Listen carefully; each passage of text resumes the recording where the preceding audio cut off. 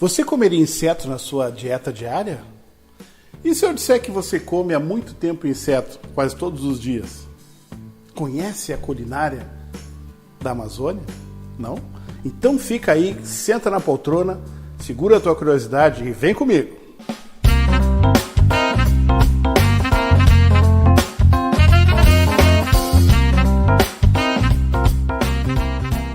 Saudações da Fronteira da Paz, eu sou o Fernando Ravara e esse é o programa RCult, Ravara na Cultura, que te traz humor, conhecimento e cultura.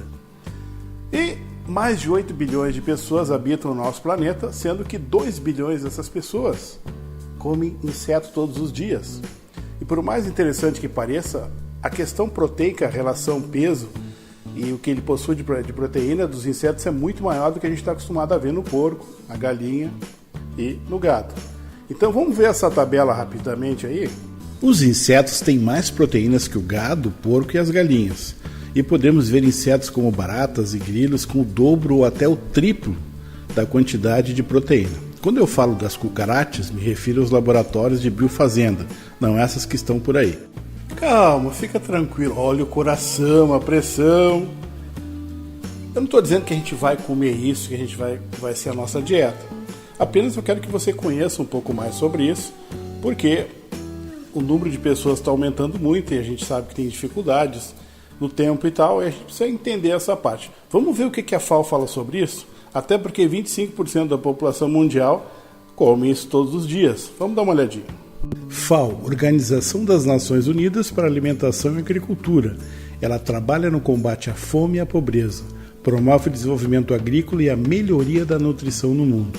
A FAO recomenda o uso de insetos de alimentação por ter bastante proteína. No Brasil, ainda não há regulamentação para isso. A entomofagia, ou consumo de insetos por animais ou plantas, é uma prática muito antiga na humanidade. Podemos ver nos romanos, que adoravam seu cardápio com larvas de besouro, assim como os gregos, que gostavam de cigarras como iguarias. A entomofagia ainda é uma prática ao redor do mundo, predominantemente em países como Ásia, África e até na América Latina, sobretudo ali na região amazônica. Há registros de mais de 2.111 espécies de insetos que são consumidos por humanos em 140 países. São mais ou menos 2 bilhões de pessoas que colocam insetos em sua mesa todo dia.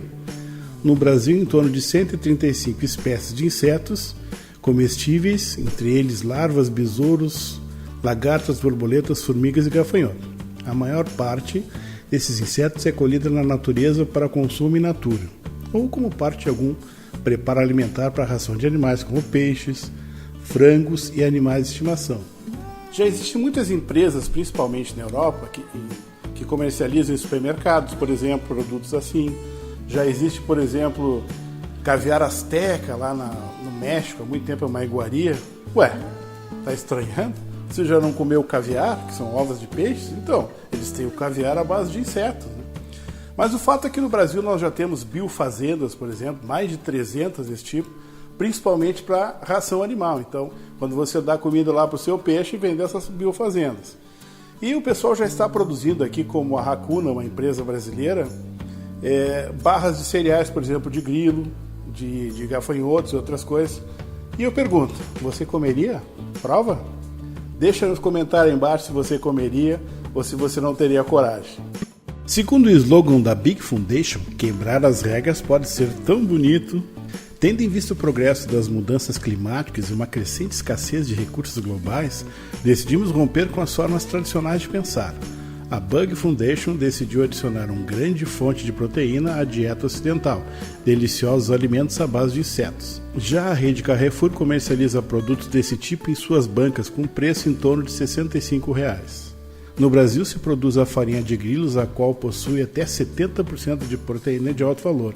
Ela é muito versátil, pode ser usada para substituir carboidratos em alimentos frequentemente pouco proteicos, como por exemplo pães e massas, sem a necessidade de adição de conservantes.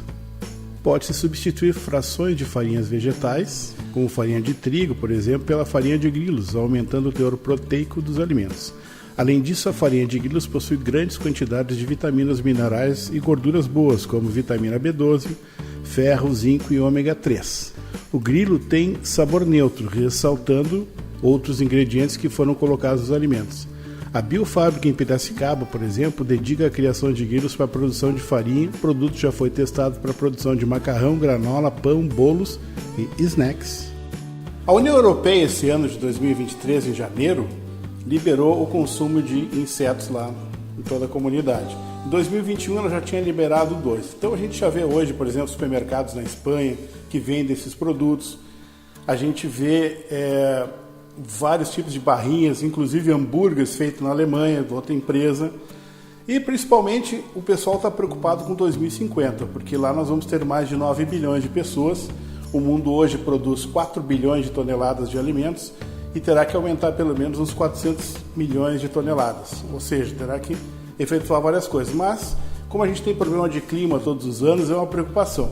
No Brasil, a gente tem a Unila, que fica lá no Paraná, aquela empresa, Universidade da América Latina, e temos a USP, a Universidade Estadual de São Paulo, que faz pesquisas também nessa área.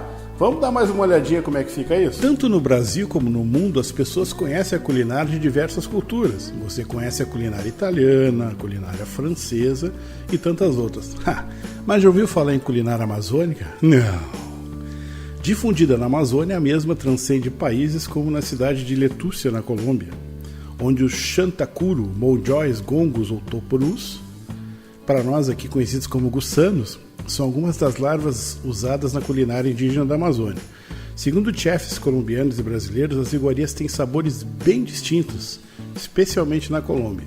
Para os indígenas, essas larvas são deliciosas e muito nutritivas, são ótimos para pulmões e brônquios, e muito consumidos por lá, principalmente na Colômbia. Lá, extraem óleos dessas larvas excelentes para problemas pulmonares, são melhores ainda para curar gripes. Servem diversos pratos de larvas vivas, flambadas ou no espeto. Tá servido? No Brasil, o pessoal come em Minas, por exemplo, farofa de tanajura. No Paraná e Londrina, a farofa de sá é uma iguaria culinária feita com a parte inferior do abdômen da tanajura, a fêmea da formiga saúva, principalmente também no interior de São Paulo. No norte e nordeste do país, as formigas tanajuras já são servidas em formato de farofa e até mesmo frita. Aqui no sul também se comia, eu lembro quando criança que o pessoal comia elas bem fritinhas, parece um torresminho. A larva de coco de babaçu também é consumida, especialmente no meio rural. A larva tenebra e grilo desidratado já são utilizados em pratos como feijão tropeiro, por exemplo, mostrado em uma feira do Piauí há alguns anos, até grilo em brigadeiro com biomassa de banana. Bom, você pode estar achando meio esquisita essa comida toda, mas lembre-se, as pessoas comem caviar, por exemplo.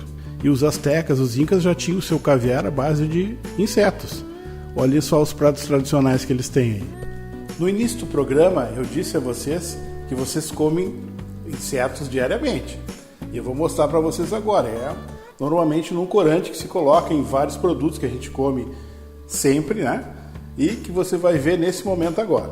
Os antigos maias e astecas utilizavam os insetos de cochonilha para pigmentar o vermelho de seus tecidos.